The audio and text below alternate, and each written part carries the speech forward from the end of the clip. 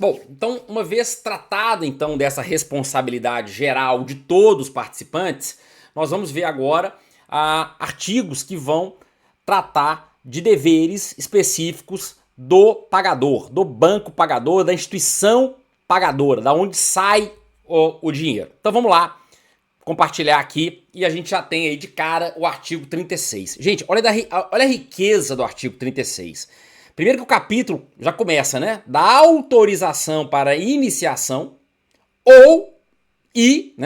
na verdade não é e da rejeição de transações. Então a gente já viu que pode ser rejeitado e tem o dever de rejeitar se tiver suspeita de fraude. Mas olha o que o artigo 36 vai dizer. Uma transação no âmbito do Pix é considerada autorizada para fins de iniciação, para começar, quando o participante, prestador de serviço de pagamento do usuário pagador. Gente, o Pix ele vai usar essas terminologias, por isso que eu falo que às vezes a redação ela é meio truncada, né? O que é o participante, prestador de serviço de pagamento do usuário pagador? É a instituição que está saindo, é a instituição do cliente, é onde está saindo o dinheiro. Então, eu fiz o Pix, a minha conta é no Banco Inter, eu fiz um Pix para o Banco Bradesco. Quem é a instituição do usuário pagador? Sou eu, é o Banco Inter. O usuário pagador sou eu. Qual é o meu banco? Banco Inter. Então, ela é que é a participante, prestador de serviço de pagamento do usuário pagador. Tá bom? Então, quando que é considerada autorizada? Após realizar as devidas verificações de segurança. Por isso que no fluxo daquele desenho, o que eu mencionei? Ele vai ao DICT automaticamente para poder pegar as informações daquela conta. No DICT verifica se tem exposições de fraude. Depois aplica o mecanismo antifraude interno. Porque ele precisa verificar a segurança daquela transação. Nós vimos pelo artigo 32 que ele tem o dever de integridade, da imagem, de segurança. Por isso que ele tem que adotar mecanismos antifraudes internos antes de autorizar essa transação, antes de mandar para o SPI. Por quê? Ele tem, em algumas situações, o dever de rejeitar aquela transação se ele tiver elementos de que aquela transação não está perfeita, ou seja, não foi feita pelo seu cliente e não está sendo para uma conta que o cliente realmente quer que vá, porque ali há uma conta usada para fraude. Então ele vai identificar a existência de saldo, bloqueia o valor correspondente à transação, enfim, aqui é uma questão que não importa muito para as fraudes. O que é importante aqui? Porque ele precisa verificação de segurança. Então o argumento dos bancos, das instituições financeiras, de que mas o cliente fez o Pix, não posso fazer nada. Ele entrou no aplicativo dele, colocou a chave Pix, botou a senha dele e fez. Isso não importa. É claro que, em termos de segurança, se eu tenho alguém, um terceiro, fazendo em nome do consumidor, é mais grave.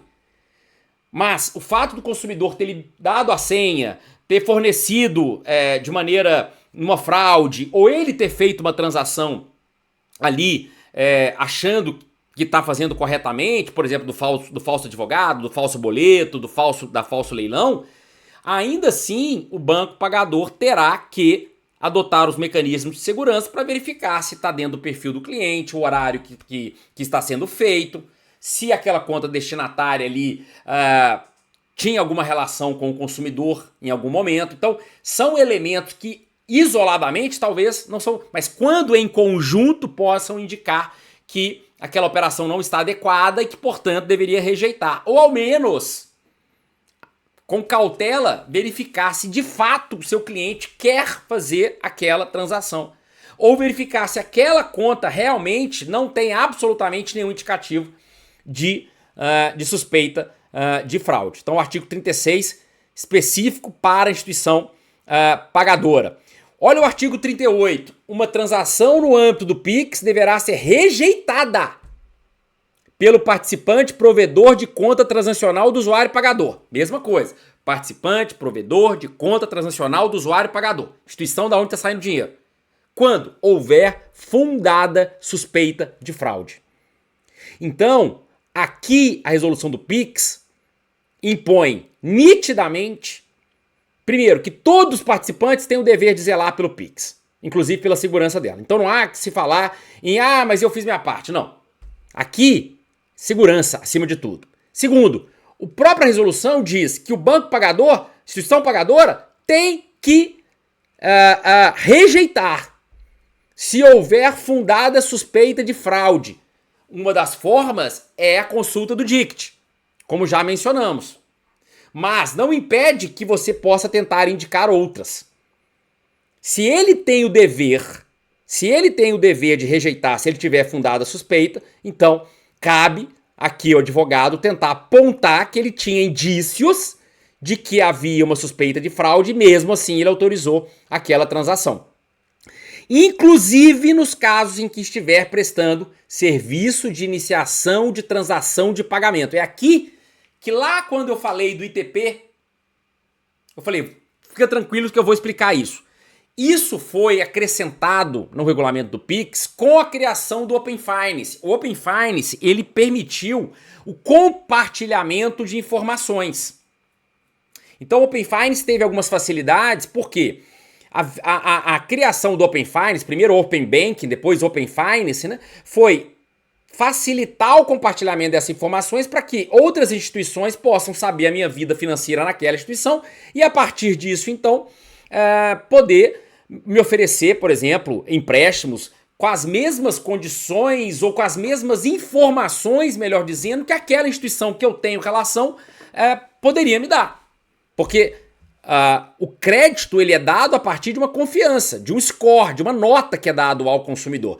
Se essa informação é compartilhada, os bancos passam então a ter conhecimento da sua vida financeira e do seu score para te oferecer serviços, empréstimos e outras questões. O que foi o serviço de iniciação de transação de pagamento, ou chamado de iniciador de transação de pagamento? São empresas que vão atuar como intermediária. É isso. Como assim? Por que o exemplo clássico aqui? Você está numa loja online fazendo uma compra. E aí você fala, eu quero pagar com Pix. Não é isso? Aí gera ali o Pix, a chave do Pix. Não é isso? Aí você sai da conta, sai do site, abre a conta no banco, ou abre o aplicativo da conta. Quantas vezes eu fiz isso, né? Eu copiava, jogava pelo meu WhatsApp do computador, abria o meu WhatsApp do celular, pegava ali, Ctrl+C, abria o aplicativo do banco, tal, né, facial, jogava lá, fazia o pagamento, esperava pagar ali, beleza, paguei ali. Para evitar essas situações, né, o comércio percebeu que estava, que eles chamam de carrinho, né, os carrinhos ficavam abertos. Às vezes eu gerava o Pix, mas não realizava o pagamento. Então, o que com a criação do Open Finance se permitiu? Que empresas intermediárias pudessem ser ou realizar essas transações. Que nada mais é do que ela é uma intermediária. Em vez de você fazer o Pix pelo banco, na próprio site daquela loja, existe um iniciador de pagamento ali, que vai no próprio site abrir a possibilidade de você fazer o Pix ali, naquela possibilidade, porque ele tem uma intermediação, uma interface com o seu banco. Então, a própria instituição financeira, ela tem autorização, se ela assim desejar, também atuar como serviço de iniciação de transação de pagamento. Então, se ela também atuar como um serviço de iniciação, também ela terá essa responsabilidade. Foi isso só que a resolução do Pix quis acrescentar, para dizer, olha, ninguém tá fora. A responsabilidade é de todos. Portanto, numa ação, veja, que você pode ter, além do banco pagador e além do banco destinatário, um terceiro elemento, que é o intermediário, que é essa empresa que faz o serviço de iniciação de transação. E ela também, por ser intermediadora, também terá os deveres de segurança, também terá os deveres de mecanismos antifraude, inclusive de rejeitar, já que ela é o intermediário, de rejeitar essa transação. Eu ainda não vi né, numa ação ser colocada, até porque os advogados desconhecem isso. Além de ser mais recente, porque foi com Open Finance.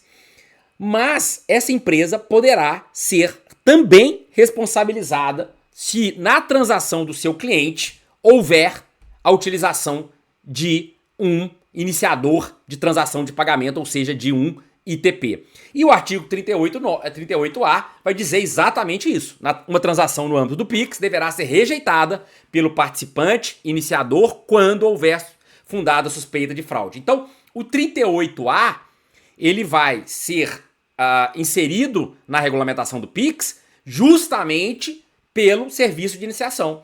Então, se houver um terceiro, ele é responsável, e se a própria instituição for, nesse caso específico, exercer também um serviço de iniciação de transação de pagamento, também ela vai ser responsável, ela não pode querer, digamos, excluir a sua responsabilidade nesse caso. Então, só de uma maneira aqui, genérica, né, eu apontei algumas situações aqui. Veja, antes de liberar o Pix.